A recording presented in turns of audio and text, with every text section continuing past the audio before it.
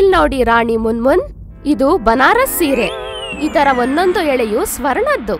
ನೇಕಾರರು ವಿಶೇಷವಾಗಿ ನಮಗಾಗಿ ನೇಯ್ದಿದ್ದಾರೆ. ಈ ಸೀರೆ ಮಹಾರಾಣಿ ಚಿನ್ನಾದೇವಿಗೆ ಬಹಳ ಇಷ್ಟ.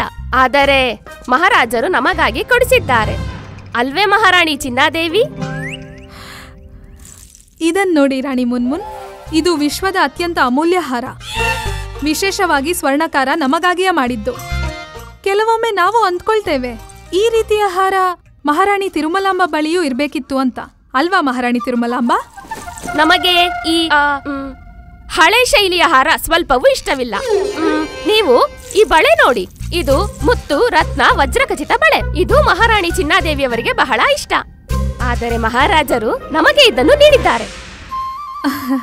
ಅದೇನಂದ್ರೆ ನಮಗೆ ಇದು ಭಾರ ಅನಿಸುತ್ತೆ, ಅದಕ್ಕೆ ನಾವು ವಜ್ರದ ಬಳೆ ಧರಿಸೋದಿಲ್ಲ. ಇಲ್ ನೋಡಿ, ಇದು ಅದ್ಭುತ ಸೊಂಟದ ಡಾಬು. ಮಹಾರಾಜ ಇದನ್ನು ಯುದ್ಧದಲ್ಲಿ ಗೆದ್ದು ತಂದಿದ್ದರು ಹಾಗೂ ಪ್ರೇಮದ ಪ್ರತೀಕವಾಗಿ ನಮಗೆ ನೀಡಿದರು. ಆದ್ರೆ ಮಹಾರಾಣಿ ತಿರುಮಲಾಂಬಾಳ ಬಳಿ ಇಂಥದ್ದೇನೂ ಇಲ್ಲ. ಹೇಳಿ ಮಹಾರಾಣಿ ತಿರುಮಲಾಂಬ, ನಿಮ್ಮ ಬಳಿ ಇದೆಯೇ ಇಂಥದ್ದು? ನಿಮ್ಮ ಹತ್ರ ಇರೋದನ್ನ ನೀವು ಪ್ರದರ್ಶನ ಮಾಡ್ತಾ ಇದ್ದೀರಾ, ಆದ್ರೆ ನಮ್ಮ ಹತ್ರ ಇರೋದನ್ನ ಪ್ರದರ್ಶಿಸಲು ಅವಕಾಶವೇ ಸಿಗಲ್ಲ. ಪರವಾಗಿಲ್ಲ ರಾಣಿ ಮುನ್ಮುನ್, ನಾವು ನಿಮ್ ಜೊತೆ ಲಂಕೆಗೆ ಬರ್ತೀವಿ ಎಲ್ಲ ನೋಡೋದಕ್ಕೆ. ಮಹಾರಾಣಿ ತಿರುಮಲಾಂಬ, ರಾಣಿ ಮುನ್ಮುನ್ ತಮ್ಮ ಪ್ರತಿಭೆಯ ಕೌಶಲ ಹಾಗೂ ಅವರ ಕಲೆಯ ಪ್ರದರ್ಶನದ ಬಗ್ಗೆ ಹೇಳ್ತಿದ್ದಾರೆ. ಓ ಹೌದಾ? ಇದೆಲ್ಲ ಬಿಡಿ, ಇದನ್ ತಗೊಳ್ಳಿ ರಾಣಿ ಮುನ್ಮುನ್. ಇದು ಮಾವು ಹಾಗೂ ಶುಂಠಿಯ ರಸ. ತಗೊಳ್ಳಿ. ಮಾವು ಮತ್ತೆ ಶುಂಠಿ? ಇದನ್ನ ನಾವ್ ಯಾವತ್ತೂ ಕೇಳಿಲ್ಲ. ಯಾವತ್ತೂ ಕೇಳಿಲ್ವಾ? ಮತ್ತೆ ಕುಡ್ದೂ ಇಲ್ವಾ? ಇಲ್ಲ. ಪರವಾಗಿಲ್ಲ, ಇವತ್ ಕುಡೀರಿ. ತಗೊಳ್ಳಿ. ನಿಮಗ್ ಗೊತ್ತಾ ರಾಣಿ ಮುನ್ಮುನ್, ನಮ್ಮ ಪಾಕಕಲೆಗೆ ತುಂಬಾ ಜನ ಪ್ರಶಂಸಕರಿದ್ದಾರೆ. ಹಾ, ಅದಂತೂ ಇದೆ. ಕೆಲವರಷ್ಟೇ ಬದುಕಿದ್ದಾರೆ.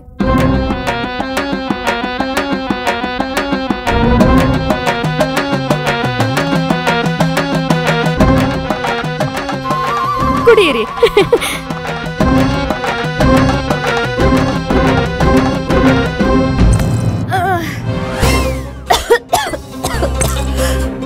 ರಾಣಿ ಮುನ್ಮುನ್, ಓಹೋ, ನಿಮಗೆ ಕೆಮ್ಮು ಕೂಡ ಇದೆಯಾ?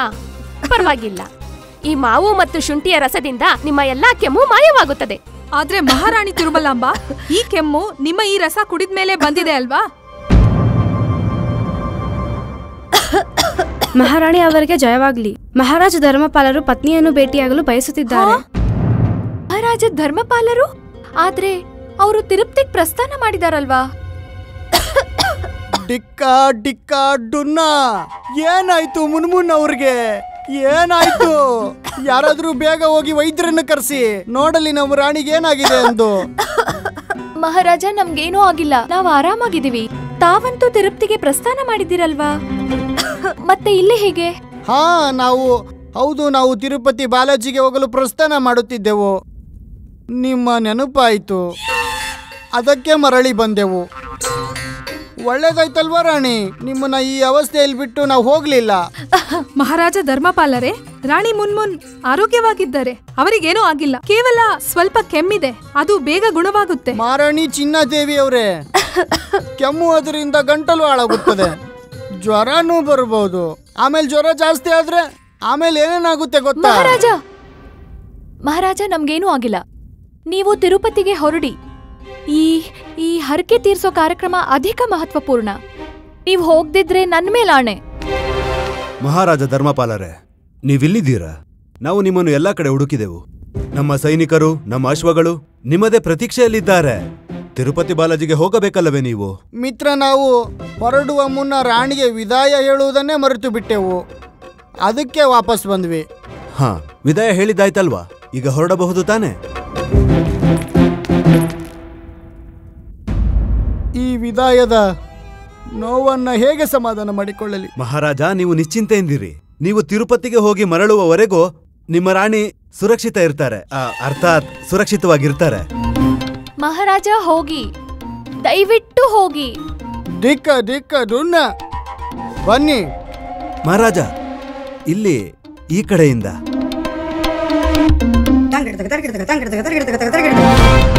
ಬರುತ್ತೇವೆ.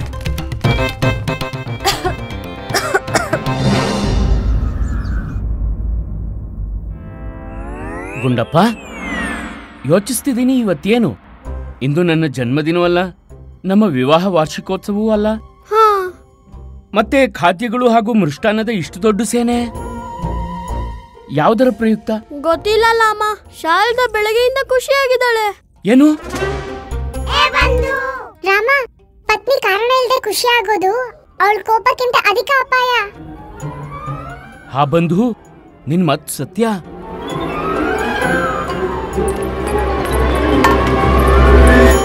ಎತ್ಕೊಳ್ಳಿ ಎತ್ಕೊಳ್ಳಿ, ಈ ವ್ಯಂಜನದಲ್ಲಿ ಯಾವ ಮೃಷ್ಟಾನ ಬೇಕಾದ್ರೂ ಎತ್ಕೊಳ್ಳಿ. ಆಮೇಲೆ ಆಮೇಲೆ ಆದ್ರೆ ಅದಕ್ಕೂ ಮುಂಚೆ ನೀನ್ ನನಗ್ ಕೊಡು. ಏನ್ ಕೊಡ್ಲಿ? ಇಷ್ಟೊಂದೆಲ್ಲ ಮಾಡಿದ್ಮೇಲೆ ನೀನು ನಿನ್ನ ದೊಡ್ಡ ಬೇಡಿಕೆಯ ಪಟ್ಟಿನೇ ಸಿದ್ಧ ಮಾಡಿರ್ಬೇಕಲ್ವೇ? ಇಲ್ಲ, ಯಾವ ಬೇಡಿಕೆಗಳು ಇಲ್ಲ. ನಮಗೆ ಏನೂ ಬೇಡ. ತಾವು ನಿಶ್ಚಿಂತೆಯಿಂದ ಭೋಜನ ಗ್ರಹಣ ಮಾಡಿ. ಅದರ ನಂತರ ನಾವು ನಿಮ್ಮ ಕಾಲನ್ನು ಒತ್ತುತ್ತೇವೆ, ನಿಮ್ಮ ತಲೆಗೆ ಎಣ್ಣೆಯನ್ನು ಸವರುತ್ತೇವೆ. ನೀವು ಎಷ್ಟೊಂದು ಕಾರ್ಯ ಮಾಡುತ್ತೀರಾ, ಆಯಾಸ ಆಗುತ್ತಲ್ವಾ? ರಾಮ, ಬಲಿ ನೀಡುವ ಮುನ್ನ ಕುರಿಗೂ ಹೀಗೆ ಸೇವೆ ಮಾಡ್ತಾರೆ. ಹೊಟ್ಟೆ ತುಂಬಾ ತಿನ್ನಿಸ್ತಾರೆ. ಭೋಜನ ಮತ್ತು ಸೇವೆ. ಆದ್ರೆ ನಂಗಂತೂ ಖುಷಿ ಆಯ್ತು. ಶಾರದಾ ತನ್ನ ಕೈಯಿಂದ ಜುಟ್ಟಿಗೆ ಎಣ್ಣೆ ಹಚ್ತಾಳಂತೆ. ನಿನಗೆ ನಿನ್ನ ಎಣ್ಣೆ ಚಿಂತೆನಾ? ಸ್ವಾರ್ಥಿ ಜುಟ್ಟೆ, ಸುಮ್ನಿರು. ಶಾರದಾ, ನಿಂಗೇನ್ ಬೇಕು? ನಾವ್ ಇವಾಗ್ಲೇ ನಿಮ್ಮ ಹತ್ರ ಹೇಳಿದ್ವಿ ನಮ್ಗೆ ಏನು ಬೇಡ ಅಂತ. ನಾವು ಕೇವಲ ಒಬ್ಬ ಪತ್ನಿಯ ಧರ್ಮವನ್ನು ನಿಭಾಯಿಸ್ತಿದ್ದೇವೆ ಅಷ್ಟೇ.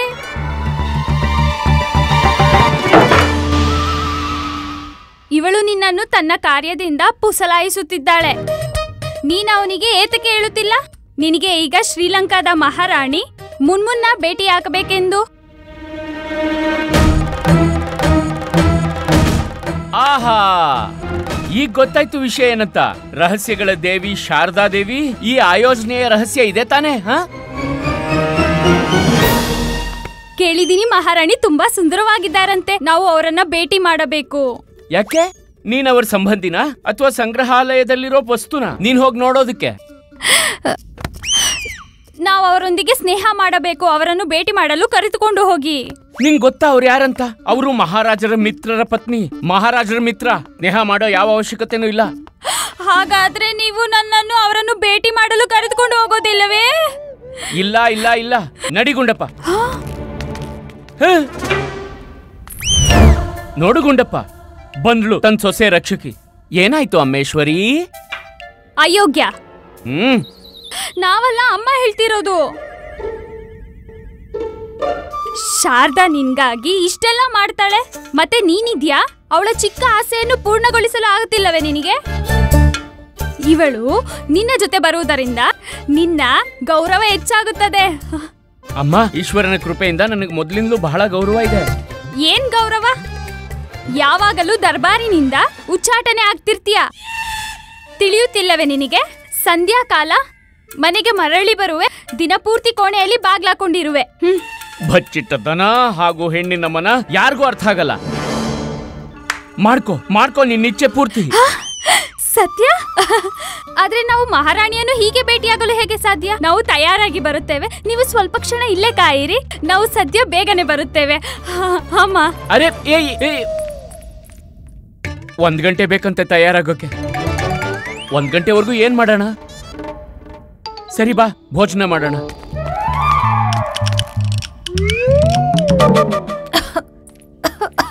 ಇದನ್ ತಗೊಳ್ಳಿ ರಾಣಿಯವರೇ. ಇದನ್ ಕುಡಿತಿದ್ದ ಹಾಗೆ ನಿಮ್ಮ ಕೆಮ್ಮು ಹೇಗೆ ಮಾಯವಾಗುತ್ತದೆ ಎಂದರೆ ಕುದುರೆ ತಲೆ ಮೇಲಿರೋ ಕೊಂಬಿನ ತರ. ಮಹಾರಾಣಿ ತಿರುಮಲಾಂಬ, ಕುದುರೆ ತಲೆಯಿಂದ ಕೊಂಬಲ್ಲ, ಕತ್ತೆ ತಲೆಯಿಂದ ಕೊಂಬು ಮಾಯ ಆಗೋದು. ಇದು ಗಾದೆ ಮಾತು. ಹಾ, ಅದೇ ಮಾಯವಂತೂ ಕೊಂಬೆ ಆಗುತ್ತೆ ಅಲ್ಲವಾ ಮಹಾರಾಣಿ ಚಿನ್ನಾದೇವಿ? ತಗೊಳ್ಳಿ ಮಹಾರಾಣಿ, ಕುಡಿಯಿರಿ.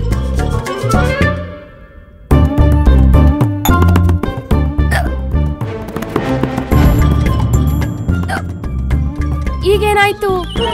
ತಲೆ ತುಂಬಾ ನೋವ್ತಾ ಇದೆ. ಹೇಗನ್ನಿಸ್ತಿದೆ ಅಂದ್ರೆ ತಲೆಯಲ್ಲಿ ಹುಳ ಓಡಾಡ್ದಂಗೆ. ಹೌದಾ?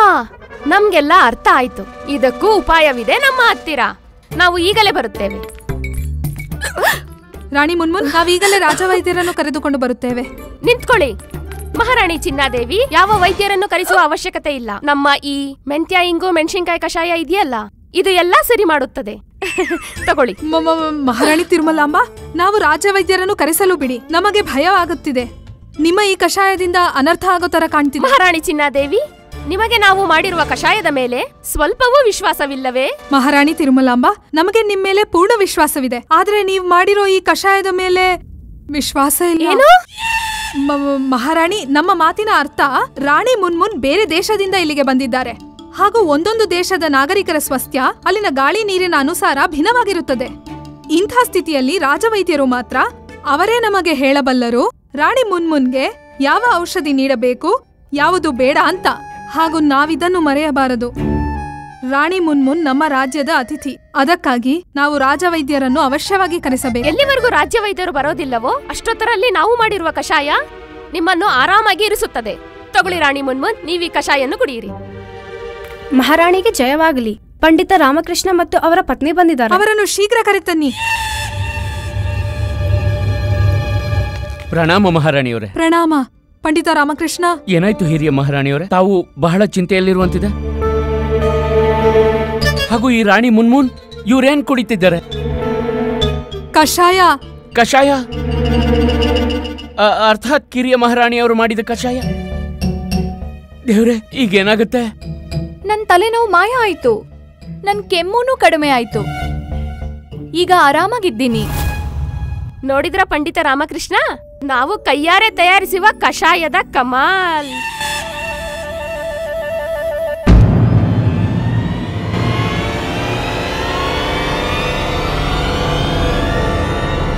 ಮಹಾರಾಣಿ ಮುನ್ಮುನ್. ಓ, ಮಹಾರಾಣಿ ಮುನ್ಮುನ್. ಮಹಾರಾಣಿ, ಏನಾಯ್ತು ಮಹಾರಾಣಿಯವರಿಗೆ? ಮಹಾರಾಜ, ಕಷಾಯ ತನ್ನ ಪ್ರಭಾವ ತೋರಿಸ್ತಿದೆ. ಅರ್ಥಾತ್ ಮಹಾರಾಣಿ ಮುನ್ಮುನ್ ಕಷಾಯದ ಪ್ರಭಾವದಲ್ಲಿದ್ದಾರೆ. ಕಷಾಯ? ಮಹಾರಾಣಿ ತಿರುಮಲಾಂಬ. ಮಹಾರಾಜ, ರಾಣಿ ಮುನ್ಮುನ್ ತಲೆನೋವು ಕೆಮ್ಮಿನಿಂದ ಬಳಲುತ್ತಿದ್ದರು. ಅದಕ್ಕೆ ನಾವು ಕಷಾಯ ಮಾಡಿ ಕುಡಿಸಿದಿವಿ. ಆದರೆ ಇದು ನಮಗೆ ಅರ್ಥವಾಗುತ್ತಿಲ್ಲ, ಪ್ರಜ್ಞೆ ಹೇಗೆ ತಪ್ಪಿತೆಂದು. ಮಹಾರಾಜ, ಹೇಳ್ತಾರಲ್ಲ ಗಣೇಶನ್ ಮಾಡು ಅಂದ್ರೆ ಅವ್ರ ಅಪ್ಪನ್ ಮಾಡಿದ್ರಂತೆ ಯಾರೋ. ಪಂಡಿತ ರಾಮಕೃಷ್ಣ, ನಿಮ್ಮ ಮಾತಿನ ಅರ್ಥವೇನು? ಕೇಳೋದಕ್ಕೂ ಸಮಯ ಇಲ್ಲ. ನಾವು ಬೇಗ ಏನಾದ್ರೂ ಮಾಡ್ಬೇಕು. ನಾನು ಈಗ್ಲೇ ರಾಜ್ಯ ವೈದ್ಯರನ್ನು ಕರ್ತೇನೆ. ಹಾ, ಈಗ್ಲೇ ಬಂದೆ. ರಾಣಿ ಮುನ್ಮುನ್. ರಾಣಿ ಮುನ್ಮುನ್.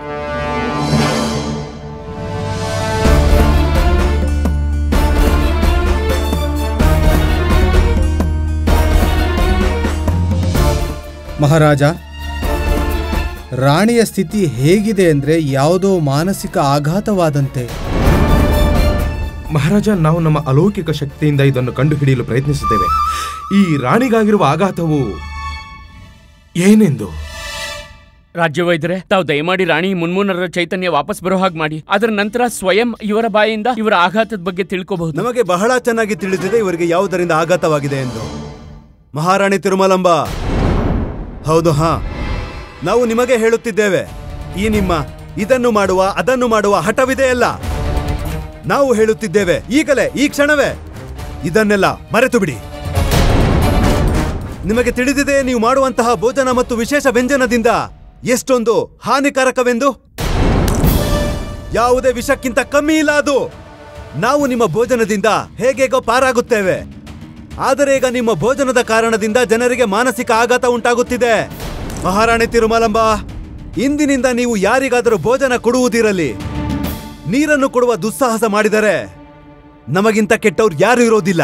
ಮಹಾರಾಜ, ನೀವು ಇದನ್ನು ನಮಗೆ ಹೇಳುತ್ತಿರುವಿರಾ?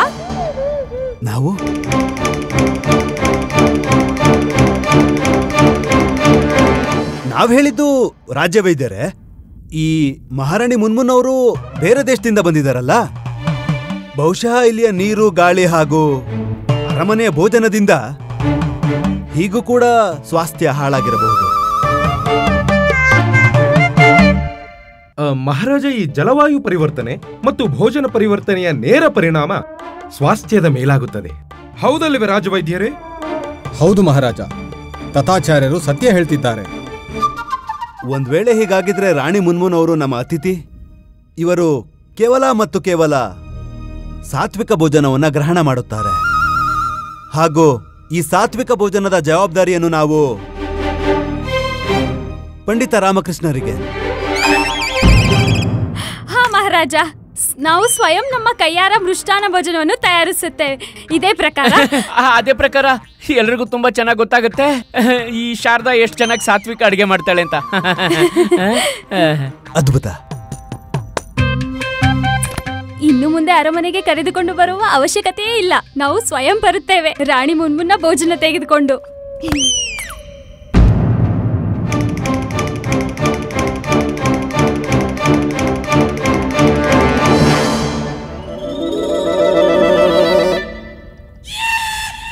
ಮಹಾರಾಜ, ಮಾತೆ ರಾಣಿಯ ಆಶೀರ್ವಾದದಿಂದ ಮಹಾರಾಣಿಗೆ ಈಗ ಪ್ರಜ್ಞೆ ಬಂದಿದೆ ಮಹಾರಾಜ. ಇನ್ನು ಚಿಂತೆಯ ಅಗತ್ಯವಿಲ್ಲ. ರಾಣಿ ಮುನ್ಮುನ್, ಈಗ ನಿಮಗೆ ಹೇಗನಿಸುತ್ತಿದೆ?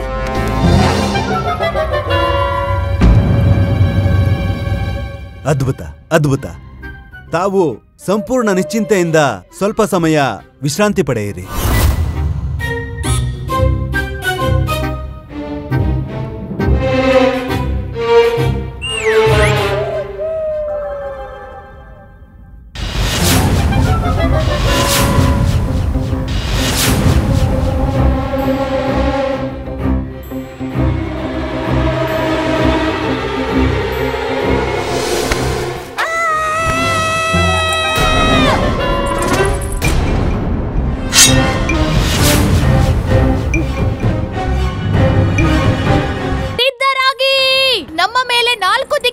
ಶತ್ರುಗಳು ಆಕ್ರಮಣ ಮಾಡುತ್ತಿದ್ದಾರೆ. ನೀವು ನಿಮಗೆ ಭ್ರಮೆ ಆಗಿದೆಯೇ?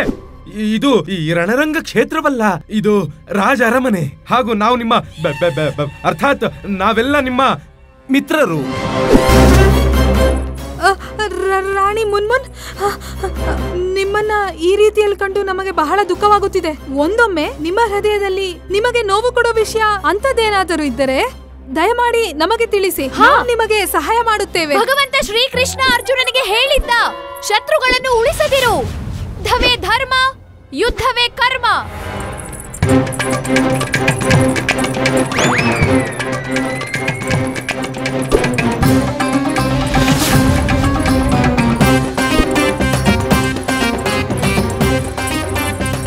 ನಿಲ್ಲಿ ರಾಣಿ, ನಿಲ್ಲಿ ನಿಲ್ಲಿ. ನಾವು ನಿಮ್ಮ ಅಸಲಿ ಶತ್ರುವನ್ನು ಹುಡುಕಿ ತಂದಿದ್ದೇವೆ. ಬನ್ನಿ, ಅವನ ವಧೆ ಮಾಡಿ ನಿಮ್ಮ ಖಡ್ಗದ ದಾಹವನ್ನು ಶಾಂತಗೊಳಿಸಿ. ಇನ್ನೇನು ಚಿಂತೆ ಇಲ್ಲ, ನೀವೇ ಹೇಳಿದಲ್ವಾ. ಈಗ ಚಿಂತೆ ನೀವು ಮಾಡಿ. ಈಗ ರಾಣಿ ಓಡ್ ಬಂದು ನಿಮಗೆ ಜೀವನ ಸಮಾಪ್ತಿಯ ಔಷಧಿ ಸೇವನೆ ಮಾಡಿಸ್ತಾರೆ. ಬನ್ನಿ ಮಹಾರಾಣಿ, ಹೊಡೆಯಿರಿ.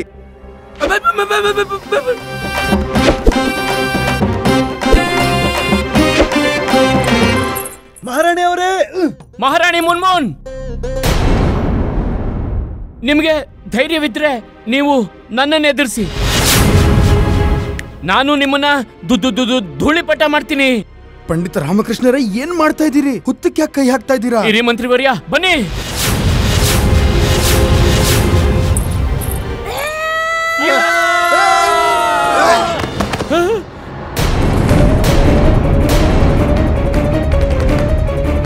ಅಯ್ಯೋ ಭಗವಂತ, ಮಹಾರಾಜ, ರಾಣಿ ಧಿಕ್ಕ ಪುನಃ ಆಗೋದ್ರು. ಅದ್ಭುತ ಪಂಡಿತ ರಾಮಕೃಷ್ಣ, ಅದ್ಭುತ. ಎಂತ ಬುದ್ಧಿವಂತಿಕೆ ಕೆಲಸ ಮಾಡಿದ್ದೀರಿ. ಹಾ ಮಹಾರಾಜ, ಕೆಲವೊಮ್ಮೆ ಎದುರಿದ್ದವರ ಕ್ರೋಧ ಹಾಗೂ ಬಲದ ಉಪಯೋಗ ಅವರೆದುರೇ ಮಾಡಿದಾಗ ವಿಜಯ ನಮ್ದಾಗುತ್ತೆ. ರಾಣಿಯವ್ರಿಗೆ ಆಘಾತವಾಗಿದೆ ಹಾಗೂ ನಮ್ಗೆಲ್ಲ ತಿಳಿದಿರೋ ಹಾಗೆ ವ್ಯಕ್ತಿತ್ವ ಪರಿವರ್ತನಾ ವಿಕಾಸದಿಂದ ಪೂರ್ವ ಪೀಡಿತರಾಗಿದ್ದಾರೆ. ನನ್ನ ಪ್ರಕಾರ ಇವ್ರಿಗೆ ವಿಶ್ರಾಂತಿಯ ಅವಶ್ಯಕತೆ ಇದೆ. ಇವತ್ತು ಯೋಧರಾಗಿದ್ದಾರೆ, ನಾಳೆ ಯಾವ ರೂಪ ಧಾರಣೆ ಮಾಡ್ತಾರೋ. ಎತ್ಕೊಳ್ಳಿ ಅವರನ್ನ.